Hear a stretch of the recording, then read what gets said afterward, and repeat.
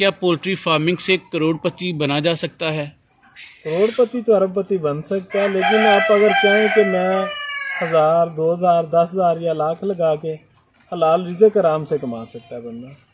अस्सलाम वालेकुम। वालेकुम सलाम। सर फिर से अपना तारुफ करवा दीजिए। राना खलील नाम है मेरा, मैं समड़ियाल सियालकोट की तहसील है, उसका गांव है फरदोसपुरा, वहाँ से हूँ। एक इंतहाई अहम लेकिन अजीब सवाल पूछूंगा, क्या पोल्ट्री फार्मिंग से करोड़पति बना जा सकता है? करोड़पति तो अरबपति बन सकता है, लेकिन आप अगर चाहें कि मैं 1000, 2000, 10,000 या लाख लगा के हलाल रिज़्क आराम से कमा सकता है बंदा। नहीं मतलब इसकी कहते हैं ना, फर्ज करे बंदा होटलिंग में जाए या किसी और बिजनेस में जाए तो उसमें कैपेसिटी बताई जाती है करोड़ों कमाना, अरबों कमाना, लाखों कमाना। पोल्ट्री में कितना दावा किया जा सकता है या कितना अंदाजा लगाया जा सकता है कि मैं यहाँ तक जाऊँगा? सर देखें, वक्त के हिसाब से होता है। पाकिस्तान में आपको अगले वक्त का नहीं पता होता कि आप जो बिजनेसमैन है ना, लेकिन सरकारी नौकर को पता है उसे इतना मिलेगा, वो अगले वक्त का दावा कर सकता है। चलें जब बजट आएगा तो हाँ, ज्यादा से ज्यादा बढ़ेगी नहीं, कम भी नहीं होगी, ऐसे ही आप स्टेबल चलेंगे। लेकिन जब आप कारोबार करेंगे ना, कारोबार हलाल इसीलिए है कि इसमें नफा नुकसान होता है।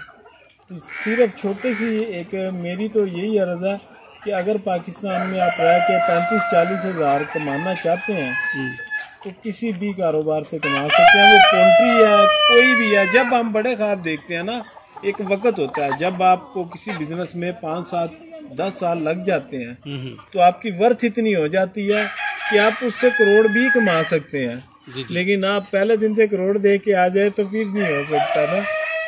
चलें फिर मुवाजना कर दीजिएगा कि मैं ब्रायलर फार्मिंग करूं, गोल्डन मिस्री मुर्गी की फार्मिंग करूं या इन फैंसी ब्रीड्स की फार्मिंग करूं जो कि आप कर रहे हैं। हर इसमें आपका लहदा जगह पे लहदा काम है। देखें, अगर आप किसी गांव से है ना जी, तो आप गोल्डन मिस्री में भी अच्छा कमा सकते हैं, गोल्डन मिस्री में भी अच्छा कमा सकते हैं। लेकिन अगर आप किसी बड़े शहर से हैं, आप फैंसी में ज़्यादा बेहतर कमाई करेंगे बजाय के, क्योंकि आपके पास एक ज़्यादा से ज़्यादा कमरा होगा, एक घर होगा या एक घर की छत होगी जहाँ पे आप अपना काम करना चाहते हैं, तो वो फैंसी के लिए बहुत टॉप क्लास सूटेबल बिजनेस होगा आपका। आप फैंसी करें वहाँ पे। जो बंदा गांव में है उसकी एक वेली होगी, वो 500, 700, 1000 जानवर वहाँ पे रख के, देखिए फालतू टाइम ही देना ना आपने, कौन सा 24 घंटे उसके ऊपर ही बैठ जाना है, तो आप वो कर सकते हैं। अच्छा, आप बता रहे हैं देहाती लोग गोल्डन मिस्री या देसी मुर्गी का करें, ब्रायलर का कर लें, शहरी लोग फैंसी ब्रीड्स का करें। ब्रायलर कर सकता है वो बंदा जिसे ब्रायलर मिले। आप ब्रायलर के बिजनेस को नहीं समझते। जी, ब्रायलर उन्हें मिलता है सर जो 5,000, 10,000 डालती हैं, 100-200 ब्रायलर नहीं मिलता। ऐसे ही है। गोल्डन मिस्री मिल जाता है, एस्ट्रोलॉर्प में 20-20 भी मिल जाते हैं। ऐसे ही है, क्योंकि ब्रीड महंगी या लोग महंगा सेल करते हैं। वारा भी महंगी खाती या नहीं खाती, वारा सस्ती करना। हमने बहुत दिन सेल की, हमसे अभी भी लोगों को शिकायत है कि जानवर नहीं देते। आपके सामने 250-300 मेरे पास एस्ट्रोलॉर्प है, मेरे पास जितना ऑर्डर होता है मैं दे नहीं सकता लोगों को इतना। ठीक होगा। फिर अब काम करें, मोबाइल से इतना आवाज़ हूँ मैं कि मैं अपने इनक्यूबेटर के काम पे तो टाइम नहीं दे सकता। लोग मुझे फ़ोन करके कहते हैं राणा साहब इन्नी नेकां वाली गल्लां ते काल किसी की अटेंड नहीं करते हो यार। ये तो देखो कि उस बंदे का आधे घंटे से कॉल रेगुलर बिजी है, तो थोड़ा आप ही सब्र कर लें। चले हम तो गलत हैं, आप तो ठीक हो जाएं। अच्छा चलें, as a whole poultry farming में हर कारोबार में रिस्क तो राणा साहब होता है, इस कारोबार में रिस्क का लेवल क्या है? सर रिस्क का लेवल इस कारोबार में 3 तरीके से है।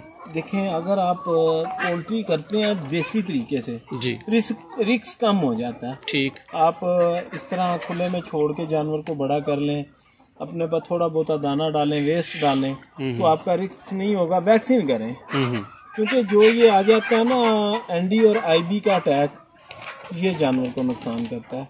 आप अगर इसमें गोश्त का काम करते हैं ना गोल्डन मिस्री में, तो वो भी आपको अच्छे पैसे देता है। अंडे तो नहीं देता इसके काम में, मैं आपको पैसे वैसे ही बता देता हूँ।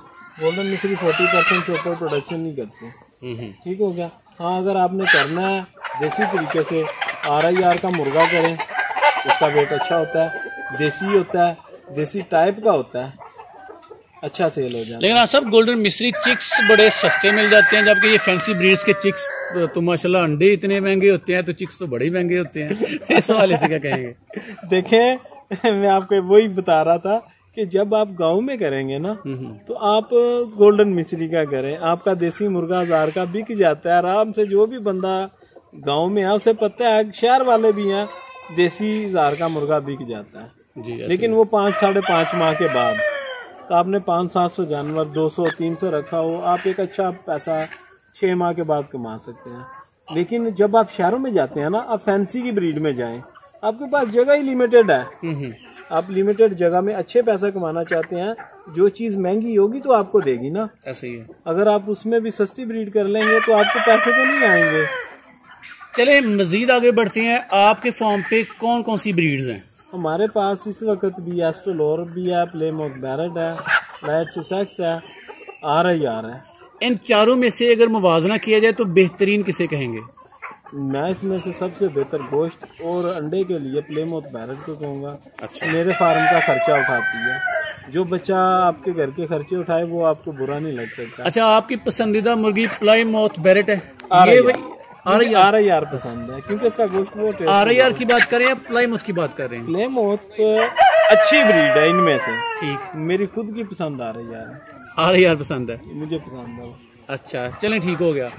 क्या और एस्ट्रोलोर जमाने की पसंद है, इसलिए हमें RIR आपकी पसंद है, एस्ट्रोलोर जमाने की पसंद है, और ये प्लाईमाउथ आपके फार्म की पसंद है? बिल्कुल जी, हमें इससे पैसे आते हैं। अच्छा बताइएगा सर, फिर इनमें से क्या सुजेस्ट करेंगे कि सारी ब्रीड्स थोड़ी थोड़ी रखी जाएं या किसी एक ब्रीड्स को लेके चला सर जाए? एक ब्रीड पे काम करके बंदा एक आंख वाला काम है, एक आंख ठीक है, अंधा हो जाता है एक आंख चली जाए तो।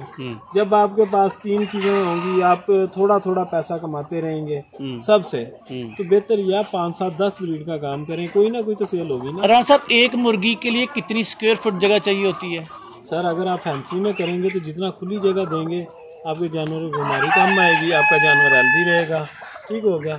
थोड़ा सा समझना सिर्फ इतना पड़ता है फैंसी में। इंशाल्लाह मैं कुछ दिनों में रेंज कर रहा हूँ इधर फैंसी का, आपको मैं फैंसी का सेटअप भी बताऊंगा किस तरह बनता है। अच्छा, जो गोल्डन मिस्री मुर्गी है उसका चिक जवानी तक कितनी खुराक आगे पहुंचेगा, और जो फैंसी मुर्गी का बच्चा ये जवानी तक कितनी खुराक खाएगा? एक मुर्गी पे खर्चा कितना आएगा जब तक वो अंडे नहीं देती? देखें, गोल्डन मिस्री है ना, वो आप 4.5 माह तक अंडे देना शुरू करती है। एस्ट्रोलोर RIR 5.5 माह तक शुरू करती है। ठीक। प्लेमोथ बैरेट 6 माह तक अंडे देना शुरू करती है। ये मुर्गियां अगर अपनी इस उम्र से पहले अंडे देती हैं तो ये ओरिजिनल नहीं है। अच्छा। हाँ, अगर कोई कहता है मेरी प्लेमोथ बैरेट जो है ना वो आपको 4.5 माह में अंडे देती है, तो वो गोल्डन मिस्री के क्रॉस में से 4.5 माह में गोल्डन मिस्री अंडे देना शुरू करती है। गोल्डन मिस्री भी राणा साहब 5.5-6 माह में देती है। मैंने जो फार्म का इंटरव्यू किया वो तो ये बताते हैं। हमने बहुत ज्यादा जगह पे देखा गोल्डन मिस्री 4.5 माह में स्टार्ट कर देती है अंडे। एक चले, खर्चा जो गोल्डन मिस्री पे आएगा वही इन मुर्गियों पे आएगा या इनका खर्चा ज्यादा है? देखें, गोल्डन मिस्री जो होती है ना उसका खर्चा सब में कम है, एवरेज। ठीक। एस्ट्रोलोर RIR प्लेमोथ का उससे 10% खर्चा ज्यादा है। देसी फीड का नुस्खा बता दें, अगर मैं महंगी फीड इस्तेमाल नहीं कर सकता, देसी फीड में क्या क्या दूं? नहीं, महंगी तो ये भी नहीं है। देखें, ये महंगी नहीं है क्योंकि इसकी ग्रोथ लेवल ज्यादा है। ठीक हो गया। अगर हाँ, देसी का मैं आपको नुस्खा बता देता हूँ। जिस बंदे ने डालनी है वो 1 kg जो है ना, 1 किलो मकई, 1 किलो गंदम, 1 किलो बाजरा, तीनों का दलिया करवाए। शुरू से अंत तक बच्चे को पहले दलिया डालता रहे, बाद में उसकी जो है इस तरह डालना शुरू कर दे, आपके जानवर हेल्दी होंगे। लेकिन जिस बंदे ने फैंसी का काम करना है, एस्ट्रोलोर का करना है, सिर्फ वैक्सीन कराना जरूरी है। आप शेड्यूल मैं आपको ही दे दूंगा, वो शेड्यूल में लगा दूंगा, आप वही शेड्यूल दें जो चाहता है। वो हमारी भी जान छूट जाएगी शेड्यूल के रोले से। आप राणा साहब, मैं ऐसे क्या काम करूं कि फैंसी ब्रीड या पोल्ट्री फार्मिंग में रिस्क को कम से कम किया जा सके?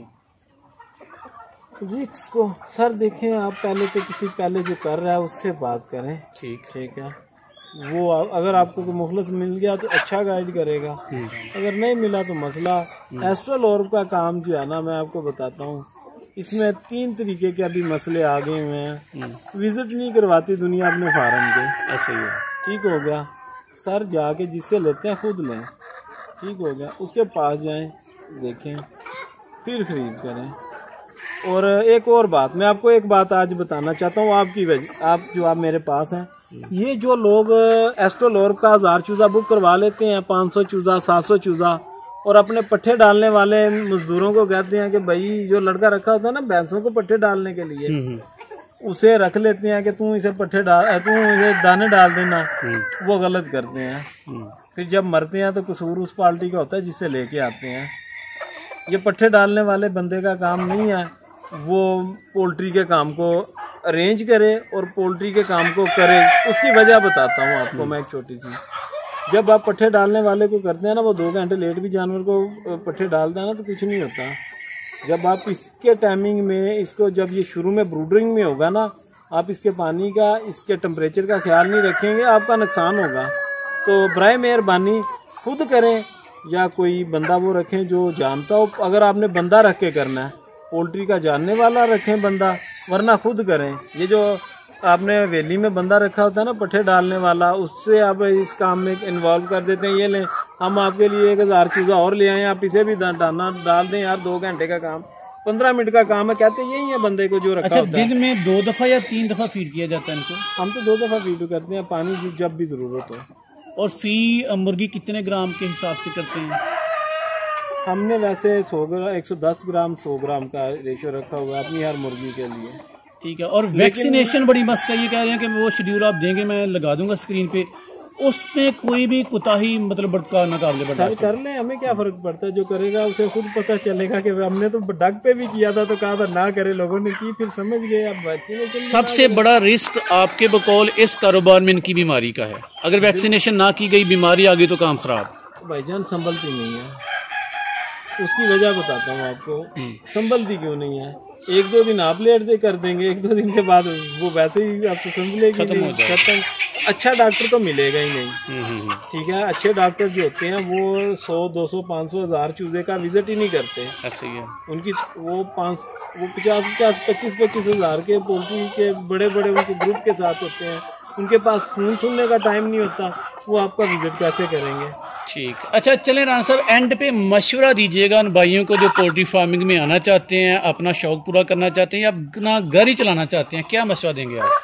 सर, शहर वाले जो है ना वो फैंसी का करें, जो गांव में है वो गोल्डन मिसरी का करें, और जो कार्गो सर्विस कर सकते हैं एस्ट्रो पा रहे यार प्लेन ऑफ बैरक लाइट से सेक्स करते हैं। सर जज़ाकुमुल्लाह खैरा, आपका बहुत बहुत शुक्रिया।